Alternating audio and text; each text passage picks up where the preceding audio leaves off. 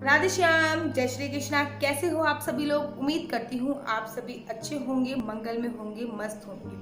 अगर आपके पास भी अपने ग्रंथ पढ़ने का समय नहीं है, अगर आपको भी अपने ग्रंथ बोरिंग लगते हैं, अगर आप भी ये कहते हैं कि इतने मोटे मोटे ग्रंथ कौन पढ़े, अगर आप भी पूरे ग्रंथों का केवल सार जानना चाहते हैं, तो आज मैं आपके लिए केवल और केवल महाभारत का सार लेके आई हूँ।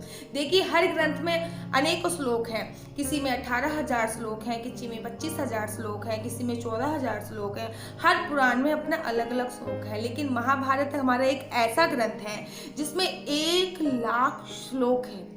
1,00,000 श्लोक है। अगर आपके पास भी महाभारत पढ़ने का समय नहीं है, तो महाभारत के ये जो 9 सूत्र हैं, जिसको मैंने नाम दिया है नवसार सूत्र, इसको जानना बहुत आवश्यक है। अगर आपने इस नवसार सूत्र को बांध लिया और बांध के अपने दिमाग में बैठा लिया, तो आप कभी भी जिंदगी में हार नहीं मान पाओगे। अपने बच्चों को मैं ये नहीं कह रही कि ग्रंथ पढ़ाओ, वैसे पढ़ाने चाहिए। अगर आप भी नहीं पढ़ाना चाहते हो, अगर आपके बच्चों को भी ग्रंथ पढ़ने में कोई इंटरेस्ट नहीं है, तो ये नवधार सूत्र जरूर और जरूर अपने बच्चों को सिखाइए। और ये वीडियो पसंद आए तो लाइक और शेयर और सब्सक्राइब करना मेरे चैनल हरि बोल को ना भूलिए। तो चलिए, ज्यादा देर ना करते हुए प्रारंभ करते हैं। नंबर पहला सूत्र मैं आपको दे रही हूँ। गांठ बांध लीजिए कि संतानों की गलत मांग, हट और हट पर समय रहते अंकुश नहीं लगाया ना, तो आप असह्य महसूस करोगे। कौरवों ने ये किया था। अर्थात जब आपकी संतानें गलत मांग कर रही हैं, कुछ भी चीज मांगने की गलत हट कर रही है, तो ये नहीं कि मेरी संतान है उनकी सारी ही मांगे पूरी करो। आप उनकी मांग नहीं पूरा करो। अगर वो गलत है तो उसको समय रहते ही रोक दीजिए। आपने देखा कि पांडव केवल 5 थे और कौरव जो थे वो 100 थे। 100 के 100 कौरव मारे गए और 5 पांडव सुरक्षित रहे। क्यों? क्योंकि कौरवों की जो मांग थी वो गलत थी। श्री कृष्ण जी कौरवों के पास आए तो उन्होंने कहा था कि आपकी सारी मांगे हम लोगों ने मानी है, आपने जो जो बोला था पांडवों ने वो करा है। अब आप प्यार से या तो पांडवों को आधा राज्य दे दीजिए। अगर आप आधा राज्य भी नहीं दे सकते, तो पांडव इतने लालची नहीं है भैया, वो अपने 5 गांव में भी खुश है। 5 पांडवों के पास एक एक गांव हो जाएगा, वो अपने 5 गांव में भी खुश है। लेकिन तब दुर्योधन ने हंसते हुए बोला था कि हे श्री कृष्ण, भीख से नहीं मांगे जाते गांव। अगर आपको गांव चाहिए, अगर आपको राज्य चाहिए, तो फिर युद्ध करो। और युद्ध का परिणाम आप लोगों को पता है कि क्या हुआ था। कोई कौरवों के वंश का पानी पिलाने तक का भी नहीं बचा था। इसलिए आपकी संतानें कुछ मांग रही हैं और जो गलत है उसका विरोध करो। ये नहीं कि लाड़ प्यार में आप सब कुछ लुटाए जा रहे हो। जो सरासर गलत है उसका विरोध करना सीखिए। दूसरा सूत्र जो आपको अपने बांध लेना है वो है कि आप भले ही कितने ही बलवान हो, लेकिन अधर्म के साथ हो तो आपकी विद्या, अस्त्र शस्त्र, शक्ति, वरदान सब विफल हो जाएगा। कर्ण, आपके पास कितना भी अनाप शनाप पैसा है, आपके पास कितनी भी पावर है, पॉलिटिक्स पावर है, अनाप शनाप पैसा है, और कितने भी आपके पास फिजिकल स्ट्रॉन्ग है, लेकिन आप अगर गलत का साथ दे रहे हो तो अंत में आपका सब कुछ जीरो हो जाएगा। तो अपनी पावर, अपने पैसा सही जगह लगाइए। आपने देखा ना कर्ण को क्या हुआ था। कर्ण के पास सब कुछ था, अच्छी पावर, अच्छा बलवान, मतलब सब कुछ था कर्ण के पास, लेकिन वो अधर्म का साथ दे रहा था। तो आपको डिसाइड करना है कि आपके पास अगर पैसा है, अगर आप बलवान हो, तो उसका सदुपयोग करो। कर्ण की तरह दुरुपयोग नहीं करना। आपको पता है ना कि अंत में कर्ण भी मारा गया था। मेरे को एक प्रसंग याद आ गया, जब रुक्मणी जी ने बोला कि कर्ण की क्या गलती थी, सॉरी मैं कंस बोल रही हूँ, कि कर्ण की क्या गलती थी। श्री कृष्ण जी से रुक्मणी ने एक बार संवाद करते हुए पूछा कि कर्ण की क्या गलती थी। तो श्री कृष्ण जी मुस्काए और शांत रह गए। रुक्मणी मैया ने दोबारा पूछा कि आखिर कर्ण की गलती क्या थी।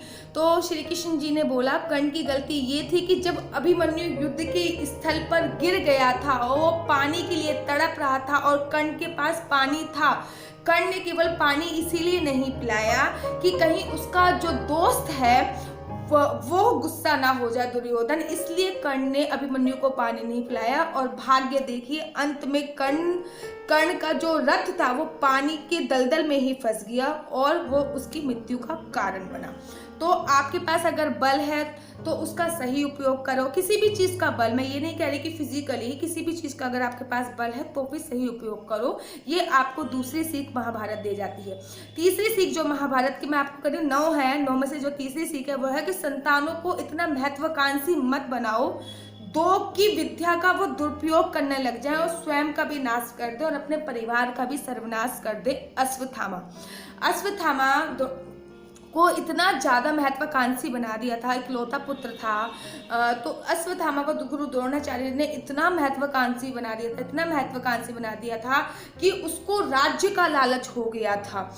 आप लोगों को पता ही है ना कि जब दुर्योधन की जंगा तोड़ दी थी भीष्म ने, दुर्योधन दर्द से कराह रहा था, तो अश्वत्थामा रात के समय उसके पास जाता है और बोलता है, दुर्योधन मैं तेरी एक अंतिम इच्छा पूरी करना चाहता हूँ, तो मेरा दोस्त है, मैं तेरी एक अंतिम इच्छा पूरी करना चाहता हूँ, तुझे किस चीज़ का दुख है? तो उसने बोला था कि मुझे दुख है कि हम 100 के 100 भाई थे, हम सारे के सारे मारे गए और पांडव 5 थे, किसी एक का भी बाल विवाह का नहीं हुआ। तो अश्वत्थामा ने बोला कि तू मुझे अभी सेनापति बना दे और मैं 5 का शीश काट के तुम्हारे पास लेके आ जाऊंगा। अश्वत्थामा ने कहा चलो ठीक है, मैंने तुम्हें सेनापति बना दिया। दुर्योधन ने कहा चलो ठीक है, मैंने तुम्हें सेनापति बना दिया, लेकिन अश्वत्थामा तब भी नहीं माना। दुर्योधन उनसे बोला कि मैं वचन देता हूँ, कहता नहीं, आप रक्त से मेरा तिलक कर दो। तो दुर्योधन के शरीर में जो रक्त था वो दूषित रक्त था, क्योंकि उसके विचार अच्छे नहीं थे। विचार अच्छे न होने के बाद उसके शरीर में दूषित रक्त था। उसने क्या करा, उसी रक्त से अश्वत्थामा का तिलक कर दिया और अश्वत्थामा रात को गया और 5 पांडवों के बच्चों का शीश लाके उसने दुर्योधन को दिखाया। और दुर्योधन को जब वो 5 पांडवों का शीश लाके दिखाया तो दुर्योधन को बहुत गुस्सा आया और दुर्योधन ने बोला कि तूने तो मेरे वंश में कोई पानी पिलाने वाला भी नहीं छोड़ा। तो अश्वत्थामा इतना महत्वाकांक्षी हो गया था कि सेनापति बनने के लिए उसने पांडवों के बच्चों तक को भी समाप्त कर दिया था। पांडव समझ गया। अगर आप इसमें भी पूरी डिटेल में वीडियो चाहते हो तो मुझे मैसेज भेजिए।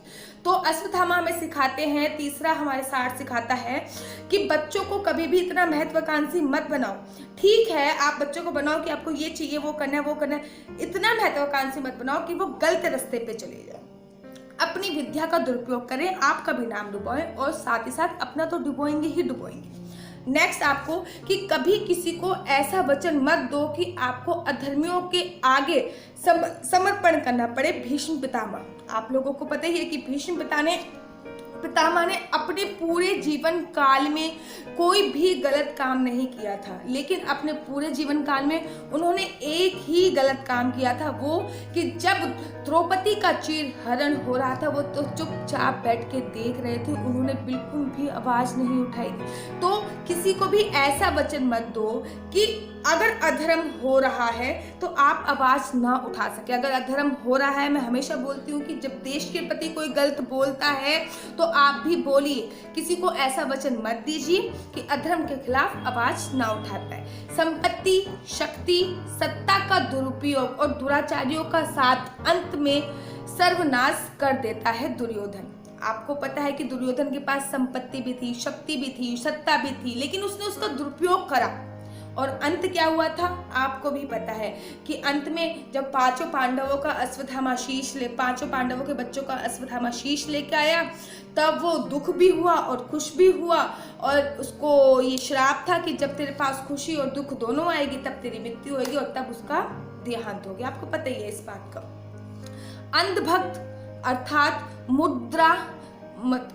मुद्रा, मदिरा, अज्ञान, मोह और काम सत्ता भी विनाश की ओर ले जाती है। धृतराष्ट्र से आप सीखिए कि बिल्कुल भी अंधभक्त मत बनिए।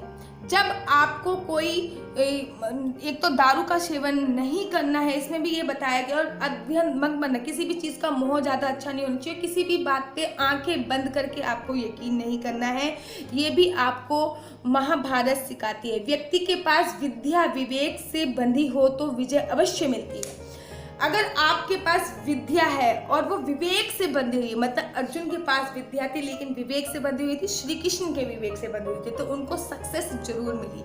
ये भी हमें महाभारत सिखाती है। हर कार्य में छल, कपट और परपंच हमेशा सफल नहीं हो सकता। ये शकुनी सिखाता है कि लोग, मैंने देखा है कि हाँ, खुद सक्सेस नहीं हो सकते तो दूसरों को गिरा देते या फिर दूसरों से जलन की भावना रखते। तो भैया हर कार्य में, माना कि आप थोड़े टाइम के लिए सक्सेस हो जाओगे, झूठ थोड़े टाइम के लिए सक्सेस हो जाता है लेकिन लाइफ टाइम के लिए सक्सेस नहीं हो सकता। तो हर कार्य में छल, कपट, परपंच कभी भी सक्सेस नहीं हो सकता। ये शकुनी सिखा के गए हैं। यदि आप नीति, धर्म व कर्म को सफलता पूर्वक पालन करोगे तो विश्व की कोई भी शक्ति आपको पराजित नहीं कर सकती है। ये बात दुर्योधन ने, उन्होंने नीति धर्म को, मतलब उन्होंने जो उनके शास्त्र कहते हैं उसका पालन किया है, उन्होंने धर्म का पालन किया है, उन्होंने कर्म का सफलता पूर्वक पालन किया है। और कितने सारी सेना होकर भी पांडवों को आप कुछ नहीं बिगाड़ पाई। ये था युधिष्ठिर के बाबा। तो ये नवधा भक्ति के साथ महाभारत के आपको अपने बच्चों को जरूर सिखाना है। इसको मैंने बोला है नव सार सूत्र। ये जीवन में उतार लोगे तो आपको पूरी महाभारत ही आप अपने जीवन में उतार लोगे। केवल ये 9 साल जीवन में उतारिए, अर्थात आपने पूरी महाभारत ही जीवन में उतार लिए। तो अगर आपको मेरा चैनल पसंद आए तो लाइक कीजिए, शेयर कीजिए, सब्सक्राइब करना मत भूलिए। हरि बोल।